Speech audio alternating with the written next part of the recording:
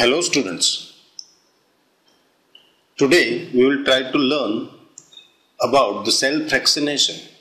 Cell fractionation can be defined as the process of separation of similar and homogeneous sets of organelles from a heterogeneous population of cells. The cell is composed of smaller physical units, the organelles. To increase our chemical knowledge of organelles function is by isolating organelles into rationally pure fractions. Each organelle has its own characteristics like size, shape, density, which make it different from other organelles within the same cell. If the cell is lysed in a proper manner, each of its organelles can be subsequently isolated. The progress of opening cells is homogenization, and the subsequent isolation of organelle is fractionation.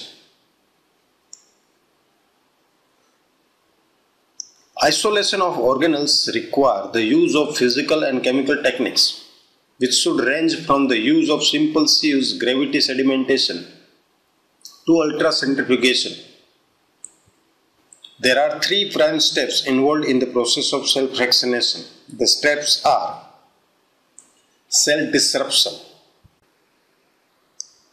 Cell disruption refers to the process of liberating the biological and organic molecules which are within a cell. The tissue is homogenized in a solution in which the water content is maintained equal to the water content within the cell. Thus, no osmotic damage takes place in a cell.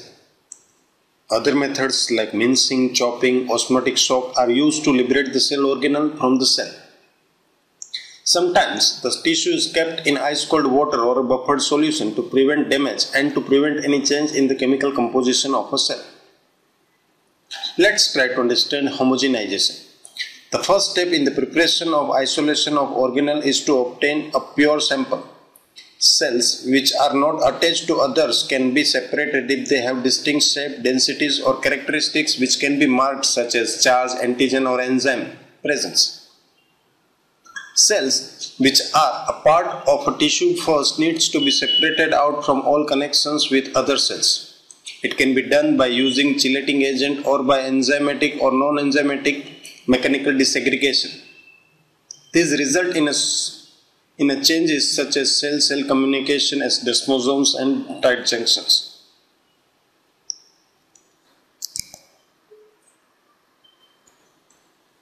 Different homogenization techniques can be osmotic alteration of the media in which cells are found, or those which require physical force to disrupt cell membrane, like use of mortar and pestles, blenders, or ultrasonication.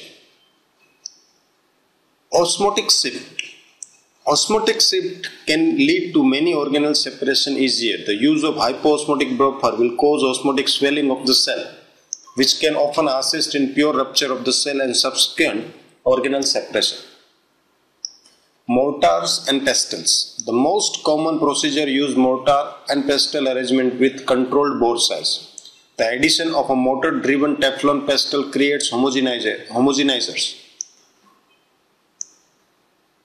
Ultrasonication is also used adjacent to this procedure, but it is often sufficient by itself. With all forms of homogenization, the shear force must be carefully controlled. If it is too little, then organelle will not be separated, and if it is too much, then the molecules can be broken. To get pure organelles, the cell must be ruptured so that the cell membrane is broken, but not the organelle. The process of rupturing a cell is known as homogenization of the cell. It also varies from simple mortar pestle grinding for many plant materials to repeated high velocity compression and expansion in what is known as a French press. It is preferred when molecular dissociation is required. Blenders. Varieties of blenders, from a household blender to high-speed blenders with specially designed blades and chambers, are used for molecular separation. Blenders vary in sophistication are available. The mechanical procedure are amplified by various organic solvents and detergents to assist the denaturation and separation of molecule. Ultrasonication. Ultrasonicators have been used to separate organelles from cells, particularly from the tissue culture. Light use of an ultrasonic wave can readily remove cells from a tissue culture substrate. It can also be adjusted to merely separate cells or to break cells, open the plasma membrane and leave the internal organelle intact. Now let's try to understand about the filtration. Filtration is commonly the mechanical or physical operations which is used for the separation of solids from fluids by interrupting a medium through which only the fluid can pass. Oversized solids in the fluid are retained, but the separation is not complete. Solids will be contaminated with some fluids and filtrate will contain fine particles. The step is not mandatory in some cases, but during the fractionation of animal tissue, filtration through gauze or a suction filter is necessary in order to leave out the fluid connective tissue as a residue. There are mainly three types of the filters, which are mechanical, chemical or multi-stage filtration. Mechanical filtration. In mechanical filtration, particles are captured and returned by means of physical barriers or vacuum cleaners. Accomplish this by a series of cloth, polyethylene or paper filters.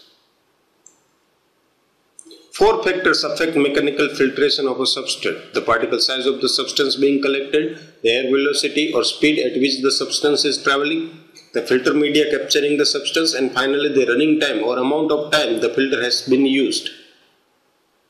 Chemical filtration. Chemical filtration changes the physical characteristics of gas or vapor. For example, mercury vacuum work on this type of filtration principle, absorbing toxic mercury vapors and exhausting clean air into the environment.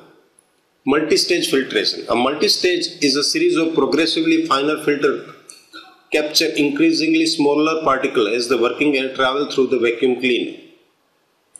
Next aspect is purification and segregation. The filtrate obtained in the previous step is sedimented or rotated at a very high speed, thereby increasing the gravitational force. The different organelles are separated according to their density within the test tube. This process is called centrifugation. Gravity sedimentation. Once the cells have been homogenized, the various components must be separated. In some cases, this can be accomplished by the simple use of gravity sedimentation. In this procedure, the samples are allowed to sit and separation occurs due to the natural difference in size and shape of the cells. Centrifugation. Centrifugation is the first step in most fractionation, but it separates only components that differ greatly in size. Repeated centrifugation at progressively higher speed will fractionate homogeneity of cells into their components.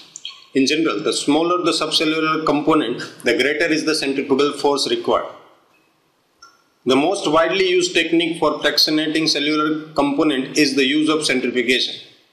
Procedures employing low-speed instrument with greater volume capacity and refrigeration are known as preparative techniques. A centrifuge working at speed in excess of 20,000 RPM is an ultracentrifuge needs in analytical protocols. Organelles can be separated in a centrifuge according to a number of basic procedures. Particles in suspension can be separated by either sedimentation velocity or by sedimentation equilibrium. Sedimentation velocity is also known as zone centrifugation and has the advantage of low speed centrifugation and short time, but yield incomplete separation. Sedimentation equilibrium is also known as isopycnic or density equilibration and requires specimen to be subjected to a high speed for prolonged period of time.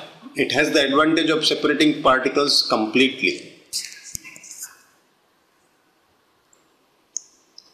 Thank you very much, and these are the references.